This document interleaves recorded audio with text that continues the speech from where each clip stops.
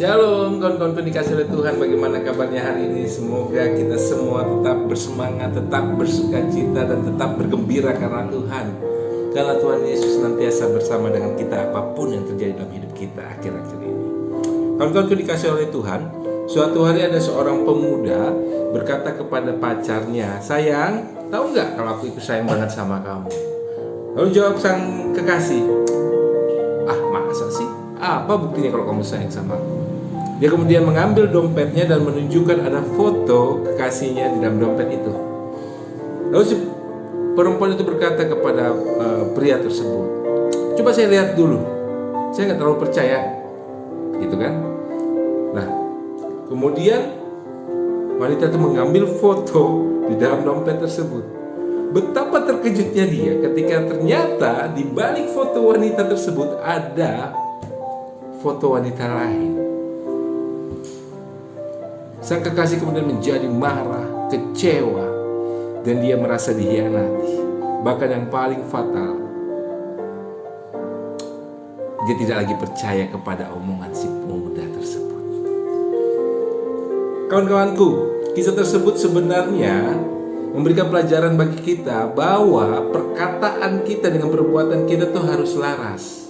Ketika kita berkata kepada seorang, "Aku menyayangimu, aku mencintaimu," harusnya diikuti juga dengan perbuatan-perbuatan kita yang membuktikan bahwa kita mencintai dia.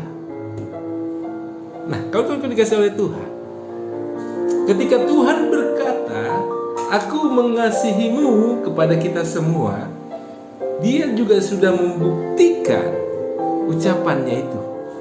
Tuhan tidak sekedar berkata-kata "aku mengasihimu", tetapi Dia juga menunjukkan bukti betapa Dia mengasihi kita. Apa bukti kasih Tuhan kepada kita?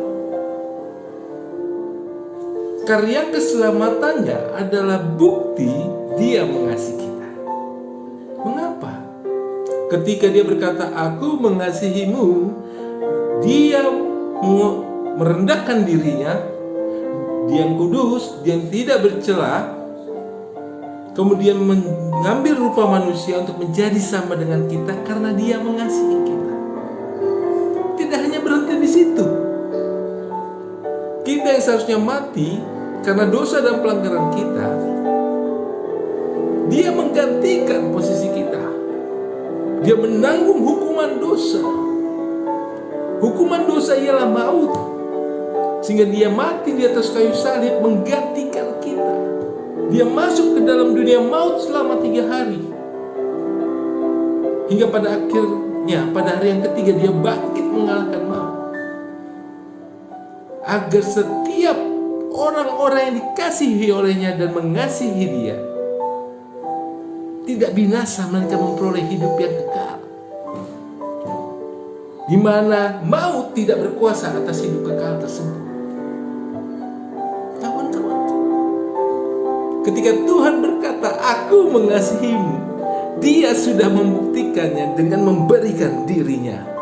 Bahkan tidak hanya itu, Dia memberikan juga hidup kekal kepada kita semua yang mengasihi Dia dan dikasihi olehnya. Oleh karena itu kawan-kawan, kita seharusnya tidak perlu ragu dan bertanya apakah Tuhan mengasihiku. Karena sesungguhnya Tuhan sudah membuktikan Dia mengasihi. Dia mengasihi kita semua. Dia mau kita tidak binasa, tetapi memperoleh hidup yang kekal bersama-sama dengan Dia. Namun yang menjadi pertanyaan yang seharusnya kita renungkan dan kita refleksikan adalah, apakah kita yang selama ini berkata, "Tuhan, aku mengasihimu,"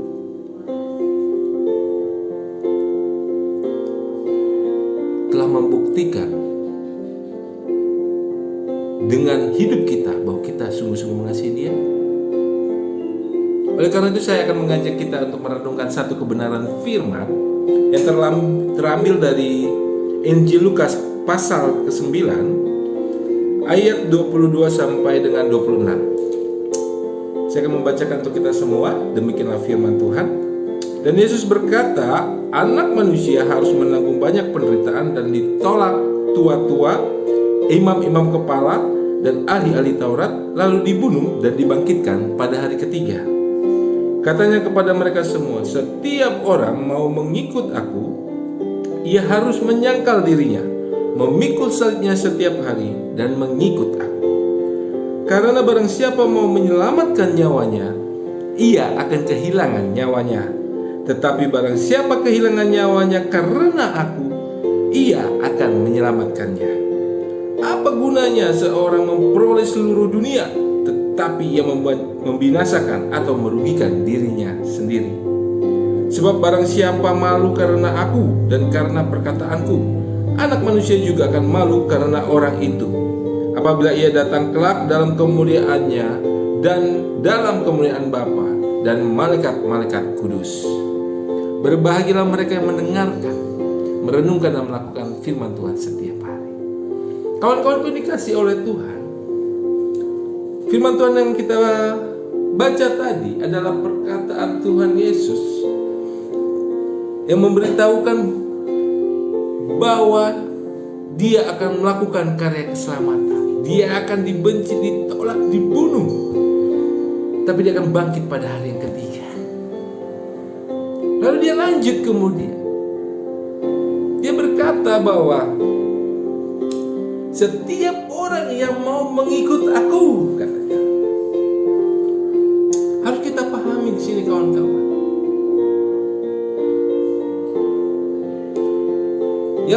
Yang dimaksud Tuhan Yesus adalah setiap orang yang mau mengikut aku adalah mereka yang berkata bahwa Tuhan, aku mengasihimu.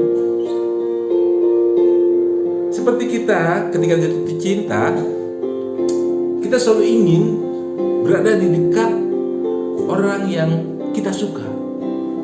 Sebisa mungkin kita datang, kita jemput dia, kemana dia ada kita samperin, begitu ya. Nah, kalau orang yang mengasihi Tuhan, pasti dia punya keinginan untuk mengikut Tuhan. Nah, Tuhan Yesus memberitahukan, kalau kamu mau mengikut aku, maka ada hal yang harus kamu korbankan, yang harus kamu bayar sebagai bukti bahwa kamu benar-benar mencintaiku. Kira-kira begitu bahasa sederhananya.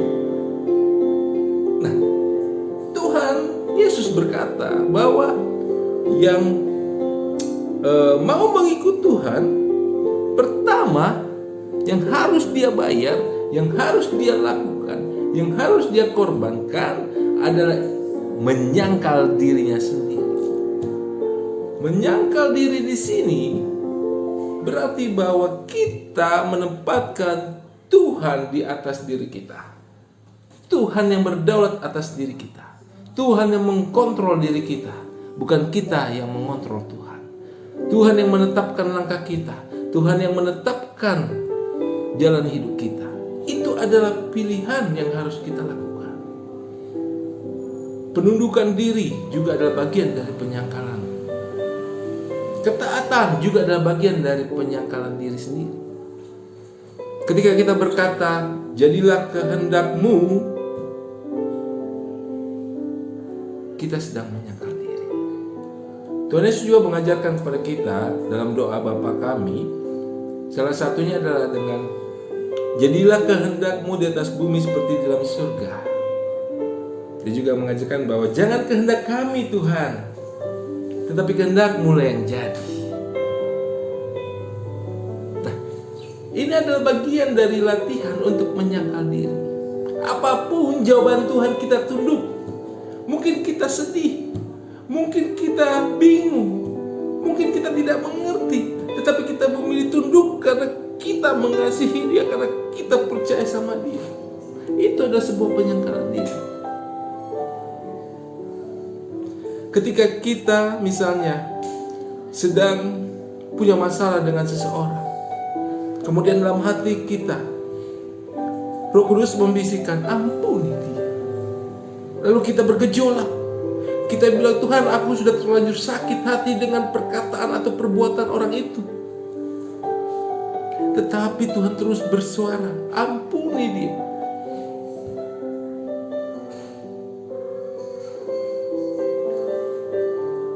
Kalau kita mengasihi Tuhan, kita akan bilang, baik Tuhan, walaupun berat buatku, aku akan mengampuni dia, karena aku mengasihimu Tuhan. Kawan-kawanku yang dikasih oleh Tuhan, itu adalah sebuah penyangkalan.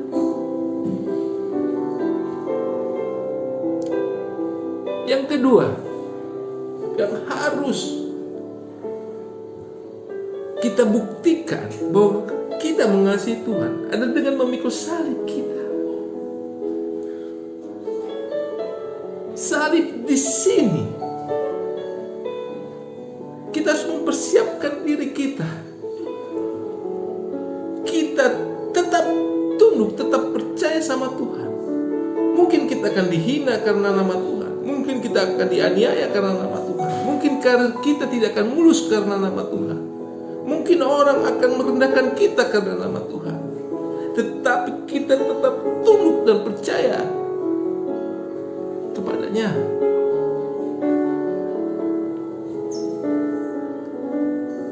Mungkin hidup kita tidak berkelimangan harta, tapi Tuhan sedang mengajarkan supaya kita belajar mencukupkan diri. Itu juga adalah salib. Tugas pelayanan yang Tuhan berikan agar kita tidak melenceng ke kiri dan ke kanan, agar kita memuliakan nama Tuhan di tugas pelayanan kita, di dalam maupun di luar gereja. Kita jalankan dengan sepenuh hati. Itu juga adalah salib. Tidak mudah kawan, tidak mudah untuk melakukan kehendak Tuhan. Kita harus belajar merendahkan diri. Kita harus belajar taat. Kita harus belajar tunduk. Bahkan sekalipun kita mendapat perlakuan atau kejadian yang seharusnya tidak layak untuk kita alami, kita pun harus tetap tunduk. Sebagaimana Yesus yang pada saat memikul salib, dia diludahi, dia diejek, dia dicambuk, dia tetap diam. Dengan tekun dia memikul salibnya. Kalau kita berkata, Tuhan, aku mengasihimu, maka kita tidak malu dengan nama Tuhan. Kita bangga menjadi anak Tuhan sekalipun dunia mengejek kita, meremehkan kita, menyerang kita. Kita tidak malu. Kita tidak melawan balik mereka, tidak. Kita diamkan saja. Kita hidupi apa yang kita yakini. Kawan-kawan dikasih oleh Tuhan. Yang ketiga, baru kita mengikut Tuhan, mengikuti firman-Nya, menghidupi firman Tuhan. Biar hidup kita di dalam firman dan firman di dalam kita, sehingga semakin hari Tuhan Yesus semakin bertambah dan kita semakin berkurang. Oleh karena itu kawan-kawan yang dikasih oleh Tuhan, di masa Prapaskah ini saya mengajak kita semua untuk kembali mengingat betapa besarnya kasih Tuhan kepada kita. Karya keselamatan dan pengampunan serta hidup yang kekal adalah bukti kasih Tuhan kepada kita. Nah, mari kita introspeksi diri, kita bercermin lagi dengan firman Tuhan. Apakah ketika kita berkata kita mengasihi Tuhan, kita sudah menyangkal diri? Kita sudah tekun memikul salib? Kita sudah belajar untuk mengikuti Dia?